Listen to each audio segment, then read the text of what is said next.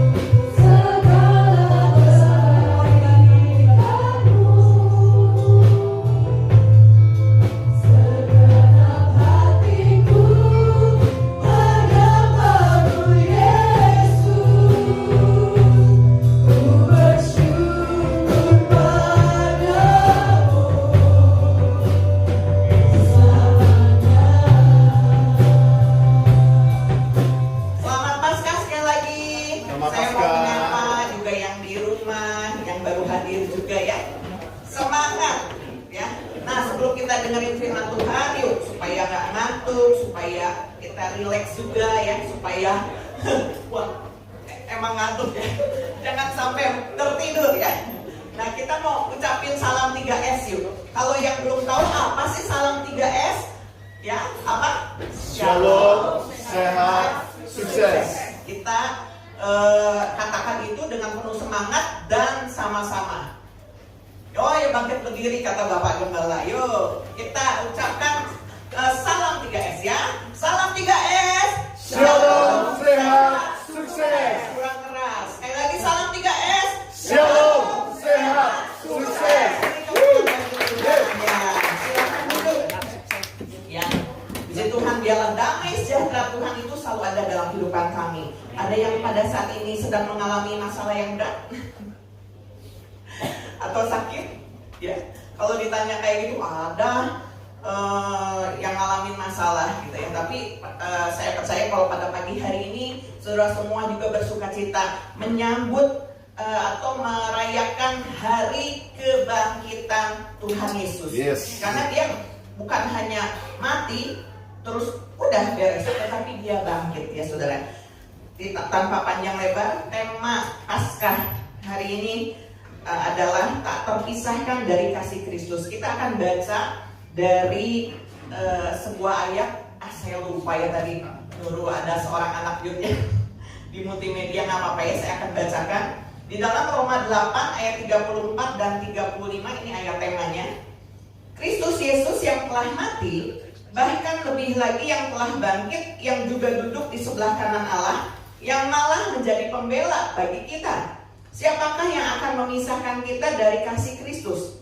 Penindasan, atau kesesakan, atau penganiayaan, atau kelaparan, atau ketelanjangan, atau bahaya, atau pedang. Lalu dalam 1 Korintus 15 ayat 17 dikatakan demikian.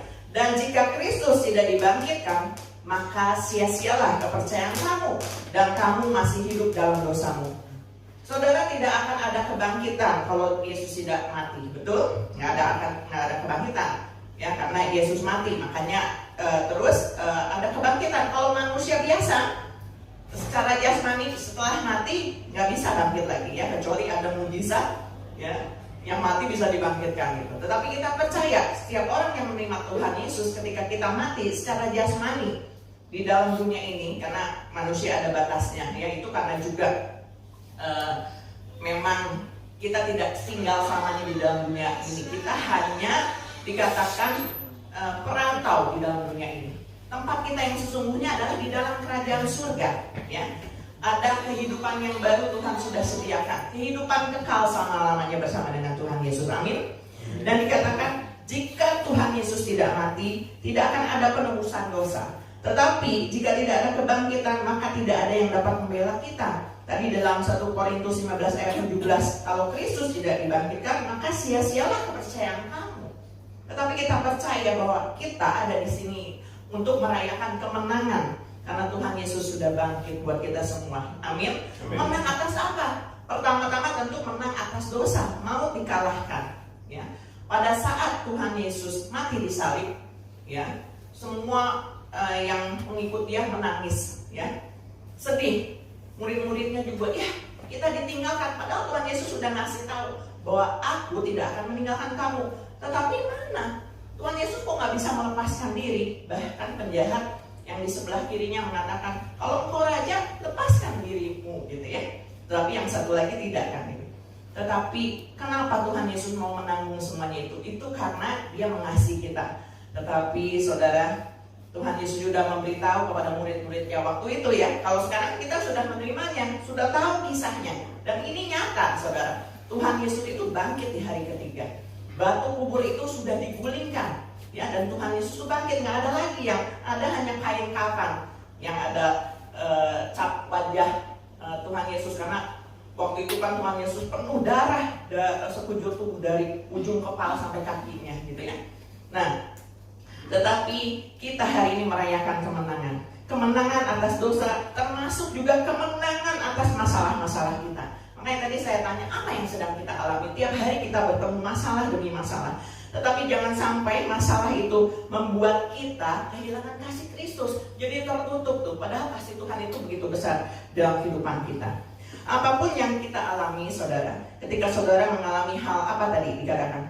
Kesesakan, penindasan, aniaya, kelaparan, nggak punya apa-apa, ya, menghadapi bahaya secara jasmani maupun rohani, saudara. Saudara harus ingat, itu tidak membuat kita kehilangan kasihnya, kecuali kita mengizinkannya. Ya udah, didedah sama masalah, udah nggak ingat lagi. Tetapi Tuhan udah katakan kasihnya itu untuk seluruh umat manusia. Tinggal kita menerima atau tidak, gitu ya. Tidak selamanya dibiarkan orang benar itu jatuh. Jadi jangan pernah kita mengeluh ketika kita dalam masalah. Ya, kita harus bisa berpikir seperti cara Kristus berpikir. Ketika Tuhan Yesus disiksa, begitu hebatnya, nggak ada yang bisa disiksa seperti Tuhan Yesus. Mungkin kalau kita mengalami siksaan, biasanya manusia bilang apa? Cepat mati deh, gitu. Nggak mau kita mengalami siksa lama-lama. Pengennya mati secara cepat. Atau ada juga orang yang mengatakan, aku belum siap mati. Semua orang nggak siap mati, mungkin pengen hidup selama-lamanya. Pengen ngelihat kalau yang udah berumah tangga, pengen lihat anak-anak saya besar. Udah anaknya besar, pengen ngelihat anak-anak saya menikah. Pengen ngelihat cucu, kalau bisa ngelihat buyut, ngelihat cicit. Di sini ada oma-oma, ya. Ada yang udah punya cucu, ada yang udah punya cicit belum?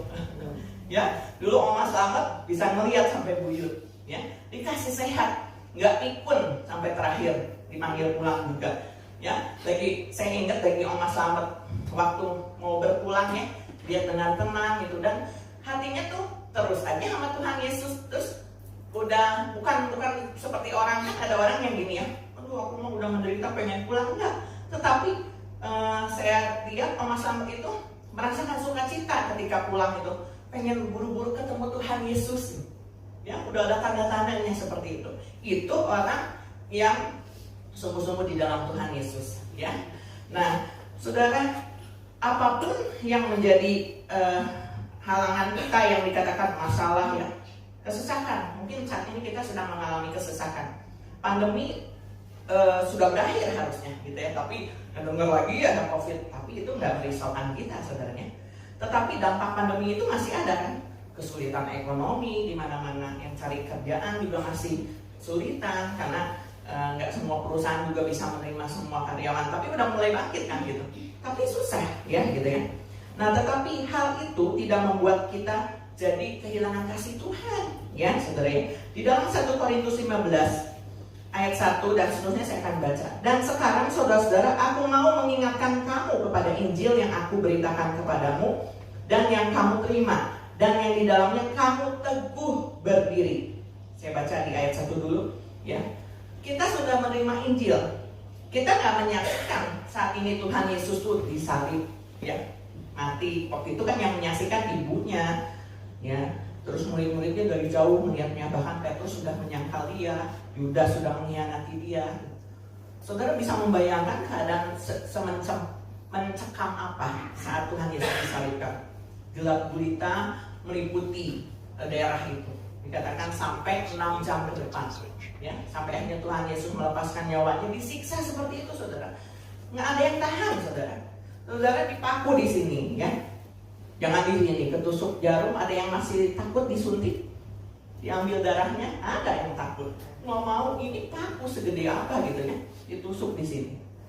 Dan menahan sakit itu selama 6 jam. Kebayang saudara? Kalau mau kan gini, Tuhan Yesus kan bilang ya, kalau bisa ambillah cawan ini daripadaku, tapi biar kehendak Bapa yang jadi. Kita melihat bahwa pengorbanan Tuhan yang Yesus yang segitu besar, terus hidup kita biasa-biasa aja gitu. Kalau udah ditebus dengan darah yang mahal, tadinya kita harusnya mati, binasa gitu, tidak mendapat hidup yang kekal, bahkan bagian kita mungkin harusnya masuk neraka. Tetapi ditebus sama Tuhan. Terus hidup kita di dalam dunia ini biasa-biasa aja gitu? Tentunya tidak, saudara. Saudara harus mengejar Tuhan. Karena dikatakan Tuhan Yesus nggak cuma mati aja, Tuhan Yesus sudah bangkit, kita harus bangkit, saudara. Jadi jangan terpuruk dengan keadaan kita. Fokus sama masalah. Hari ini saya mendapatkan renungan akurat, dikatakan batu itu sudah terguling. Ya, 2000 tahun yang lalu murid-muridnya, terus orang yang dikasih Tuhan Yesus, ya, yang wanita-wanita juga pagi-pagi pergi ke kubur. Di jalan mereka berpikir, nanti kita ke kubur nih, mau nengok kuburan Tuhan Yesus. Mereka nggak ingat itu hari ketiga, padahal udah dikasih tahu ke murid-muridnya, nanti pada hari ketiga aku akan bangkit. Udah tuh lenyap ya, mereka diliputi kesedihan. Nah terus ini yang para wanita ini datang ke kubur, terus berpikir, nanti siapa ya yang menggulingkan batu itu, gitu ya? Pengen ngeliat Tuhan Yesus gitu. Oh dulu kan jenazah ditaruh di sebuah gua, dibungkus dengan kain kafan ya. Nah terus, tapi waktu tiba di kubur itu, mereka melihat batu itu sudah tergeser. Mereka langsung ke dalam dan dilihat Tuhan Yesus sudah tidak ada. Dia sudah bangkit. Seringkali masalah di dalam kehidupan kita dipikirin terus. Gimana ya caranya masalah ini bisa diselesaikan? Tuhan, berat banget nih masalah. Gimana ya? Gimana ya gitu.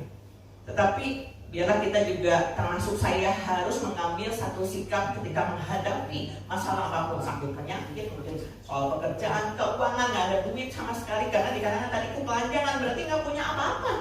Memang kita pulang nanti juga kita nggak bawa apa-apa. Tetapi Tuhan sudah banyak seringkali berfirman di dalam Injilnya. Jangan kamu khawatir tentang apapun juga, tentang apa yang kamu makan, kamu pakai. Burung di udara Tuhan pelihara, bunga di padang juga Tuhan hiasi, apalagi kita orang kesayangannya, amin. Ya, tapi seringkali kita khawatir sama masalah. Ya itu respon manusia. Saya pun mungkin sering ada ya ungkapan misalnya kalau ketemu sakit, aduh orang sakit ya, aduh gitu. Terus kalau nggak punya duit Tuhan, nggak punya duit, tapi curhatnya sama Tuhan aja. Dia tahu kok, ya.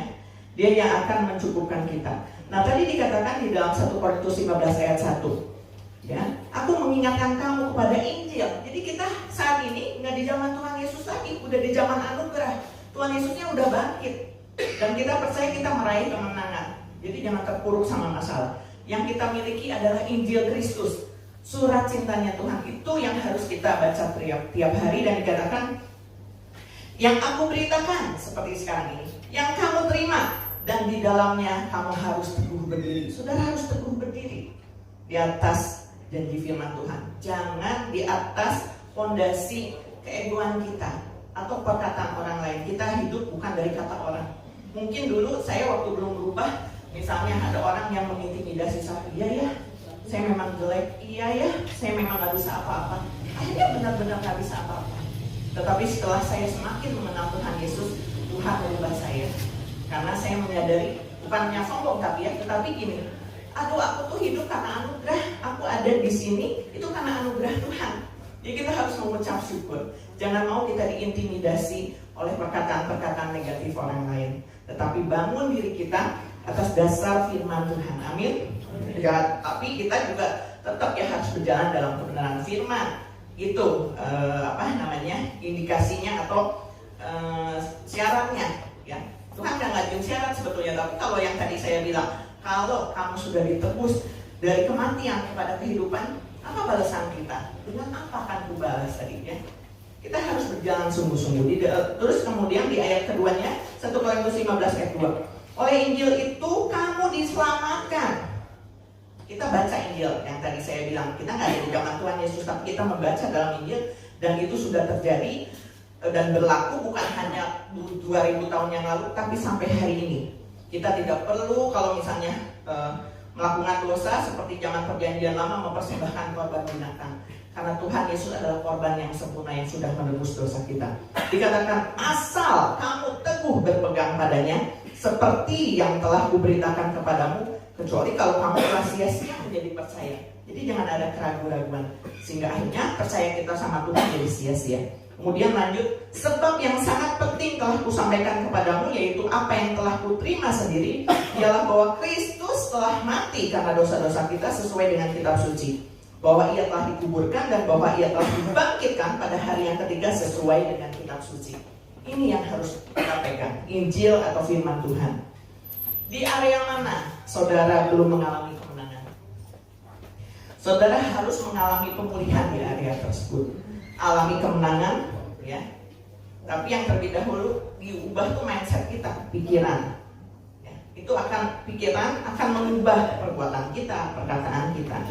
Di dalam 2 Korintus 10 ayat 5b dikatakan, kami menawan segala pikiran dan menaklukkannya kepada Kristus. Manusia sering berpikir dengan cara dia berpikir. Gimana kita tahu ya remnya? Kita nggak mendengar suara Tuhan, misalnya Yuni kamu harus berbuat demikian. Semuanya ada di Injil kan, tapi kadang-kadang kalau kita mau memutuskan sesuatu kita nggak tahu ini benar nggak, ini maksud Tuhan nggak gitu. Dari mulai hal sederhana. Tetapi dikatakan apapun juga kita harus menawan segala pikiran dan menaklukkannya kepada Kristus. Ikutin kehendak Tuhan aja. Saudara, ada satu kesaksian dan ini memang Tuhan siapkan ya, ketika saya menyiapkan firman Tuhan ini. Suami saya bilang harus ada contohnya ya gitu. Saya kadang-kadang suka bingung sama contohnya yang mana yang diambil. Tetapi Tuhan kasih contoh. Untuk ibadah Paskah ini secara manusia tadinya hampir gagal, saudara. Itu kalau dipikir secara manusia ya. Asalnya kan kita mau ibadahnya tuh langsung kebaktian Padang. Setelah 3 tahun pandemi kita nggak keluar. Aduh kita pengen keluar nih. Jadi kita survei di satu tempat dan udah survei 2-3 kali. Oke loh, nggak ada apa-apa, oke. Ya semuanya oke, udah dikasih DP gitu. Tahu saudara, kemarin di hari Jumat tengah malam kami didatangi oleh petinggi-petinggi di Polres. Mau ketemu katanya sama bapak, didatangin ke rumah. Ada apa ya? Tapi Tuhan kasih sejahtera ya sama kita. Cuman bertanya-tanya, kenapa ya? Perihal hari Minggu katanya. Singkat cerita saudara, ketika mereka para petinggi itu ada berapa orang ya? 5, 6, bertujuh ya. Datang ke rumah tengah malam ya, jam 11-an lah, jam 11-an. Mereka ngobrol panjang lebar, akhirnya intinya gini. Disarankan tidak mengadakan ibadah di luar. Kita Bapak Gembala sampai tanya kenapa gitu. Enggak ada apa-apa Pak gitu ya. Terus kita ngobrol santai. Cuman kan otak kita mikir, saya ya terutama mikir, terus gimana ya udah pada daftar ya. Terus gimana ya pindah tempat di gereja? Terus cari keluar masih dalam gereja gitu. Secara manusia gitu ya. Wah anak-anak pasti kecewa nih kalau nggak ada games gitu ya. Saya masih bilang sama bapak polisinya, tapi Pak kita cuman nggak bikin keributan loh Pak, cuma bawa gitar doang. Saya masih gitu ya. Ini anak-anak pada mau main karena setelah 3 tahun pandemi. Saya bendari gitu ya kayaknya gitu. Tapi akhirnya diputuskan memang tidak bisa karena ada sesuatu hal ya. Akhirnya sudah ketika mereka pulang, kami juga sempat bicara dengan beberapa orang panitia. Oke, kita berdoa, Tuhan pasti siapkan ya. Diteguhkan juga oleh saudara-saudara yang lain, Tuhan pasti siapkan. Besok paginya waktu itu satu lagi uang DP. Kita mikirnya gini, hilang deh gitu. Tapi kata bapak polisinya, intelnya bilang gini, tenang, nanti saya akan ambil. Masih nggak percaya saudara. Maksudnya gini ya, bukan nggak percaya sama polisinya. Nanti kalau telat nih kan ini 2 hari lagi Minggu. Kalau misalnya pak polisinya sibuk terus lupa ngambil, angus biasa gitu kan. Ya kalau DP ya. Saya coba WA, Pak, nanti kalau ini kan jadinya Minggu nih, kalau kelewat DP-nya angus gitu ya. Saya harus bertanggung jawab karena itu juga adalah uang dari jemaat gitu kan. Saya bilang, tenang Bu katanya. Saya udah di polsek dan DP-nya sudah diamankan. Wow gitu ya. Nanti kalau saya turun, saya mampir. Saya cuma bilang ini, siap Pak, terima kasih. Itu udah ada satu kelegaan. Berarti udah beres masalah satu. Dan jam 12:30 itu diantarin uangnya. Utuh saudara. Ya, utuh di Tuhan ya. Nah terus besok paginya kami berdoa gimana ya. Terus lagi bingung, Tuhan pakai mami saya. Saya nyari yang di sana gitu. Terus tiba mami saya ngingetin satu tempat. Oh iya ya gitu. Tetapi terus saya sempat berpikir demikian, kenapa nggak dari pertama di tempat yang sekarang kita mau datang aja ya, di ininya gitu, dari pertama disewanya gitu. Kenapa harus kesana dulu ya? Ada kadangkala di dalam kehidupan kita diperhadapkan seperti itu saudara, masalah ya, masalah. Terus begitu udah beres, Tuhan kenapa nggak ini aja ya? Ya, bisa karena keputusan kita yang salah, bisa juga Tuhan membawa kita ke area tersebut supaya kita gini loh, bisa ngandelin Tuhan. Oh cara Tuhan seperti ini ya. Kita nggak bisa mikir loh saat itu ya. Kita enak-enak aja asik mau main gitu. Tiba-tiba di hari mau pergi enggak, batal gitu ya, tempatnya nggak boleh dipakai. Tetapi cara Tuhan yang saya, ya, saudara, biarlah kita terus menawan pikiran kita ini, menaklukkannya di dalam Kristus. Nggak mudah, saudara. Kayak kemarin masih mikir kan, tetapi sambil doa, Tuhan pasti siapkan yang terbaik, saling neguhin, pasti Tuhan siapkan yang terbaik. Dan akhirnya kemarin jadi dapat tempat yang baru. Beri kemuliaan bagi nama Tuhan. Ya. Nah, saudara, saya mau mengulang satu statement sebelum saya akhiri. Saya mendapatkan dari seorang hamba Tuhan. Di HOB kemarin juga saya sempat nyatakan begini ya.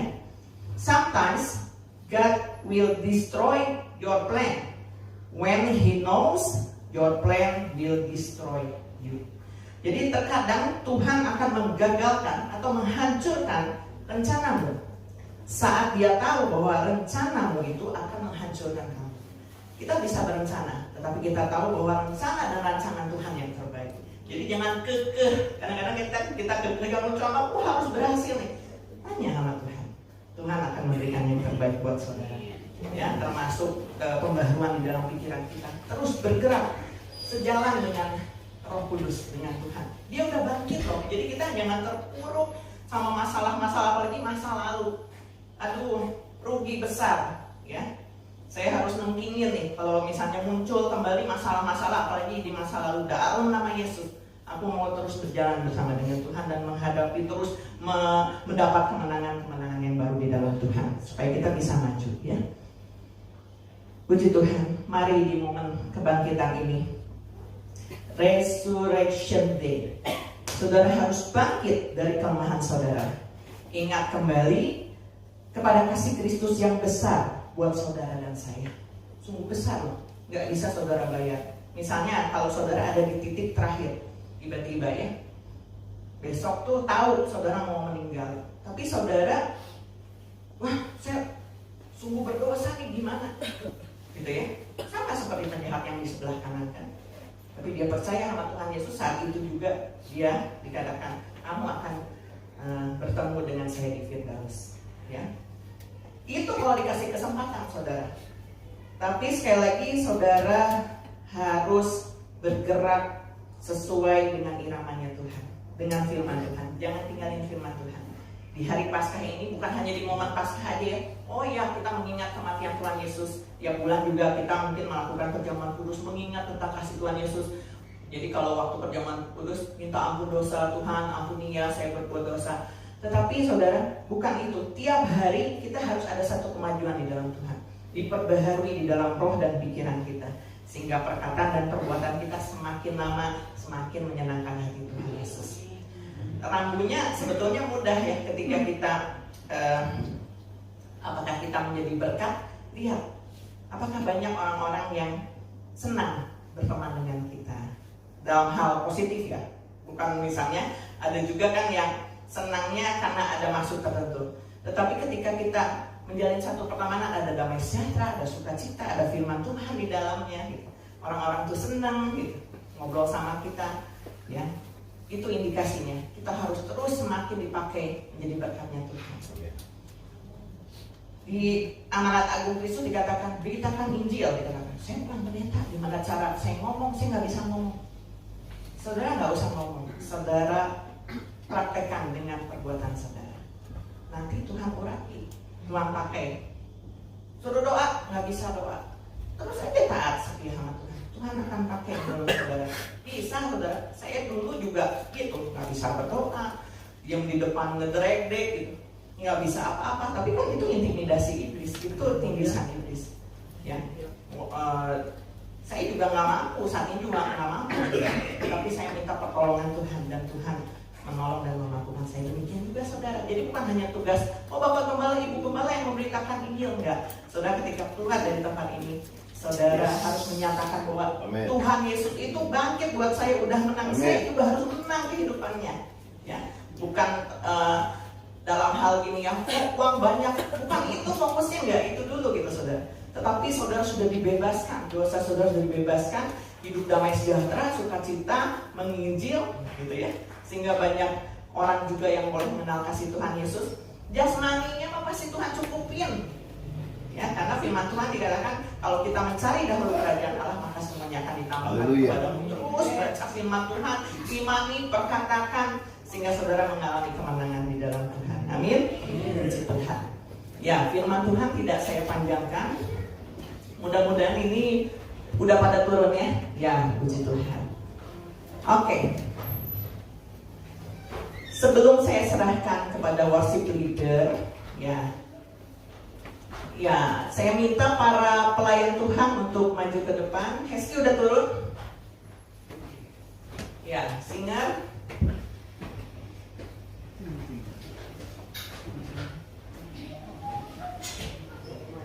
Pas-pasan ya. Ya, harap tenang sebentar ya. Kita menunggu para pelayan Tuhan dulu untuk maju ke depan. Saudara, ada sebuah pujian yang mengatakan demikian. Walau kita harus berjalan di dalam lembah kekelaman, mungkin ada satu momen kehidupan kita diizinkan Tuhan untuk berjalan di dalam lembah kekelaman. Ya. Ada bahaya di mana-mana, tetapi perlindungan Tuhan nyata. Jadi jangan kita berjalan di luar pagar kemurahan Tuhan. Jangan coba-coba kita keluar dari kasih setianya Tuhan. Penindasan, apapun juga tadi, ketelanjangan, aniaya, janganlah itu memisahkan kita dari kasih Kristus. Amin. Pegang teguh ya. Di momen Paskah ini, saudara berkomitmen kembali bahwa saudara harus berjalan dan mengalami kemenangan demi kemenangan. Mari saya persilakan kepada pelayan Tuhan untuk maju ke depan. Kita angkat pujian ini. Merenungkan terus kasih Tuhan, nyanyikan pujian dengan segenap hati kita. Dia ada di sini saudara. Roh Kudus juga ada di sini. Dia senang ketika saudara memuji Dia, menyembah Dia dengan segenap hati. Haleluya.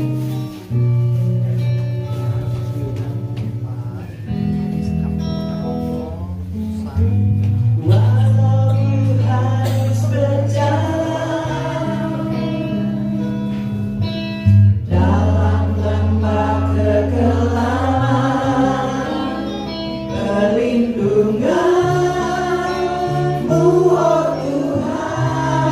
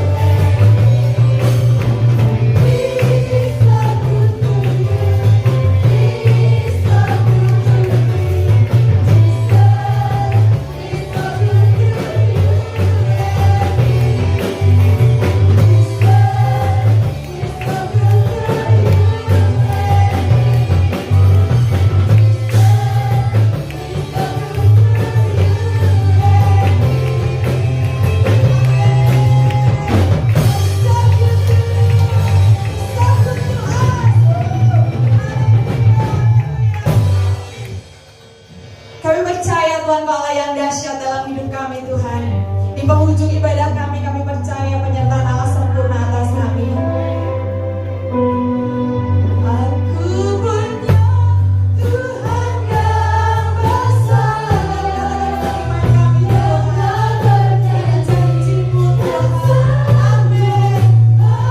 Menggenapi imanku bersemangat percaya kuasa-Nya.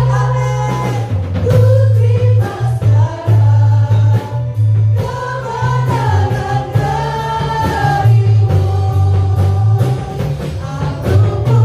Tuhan yang besar, Sambil berjanji tak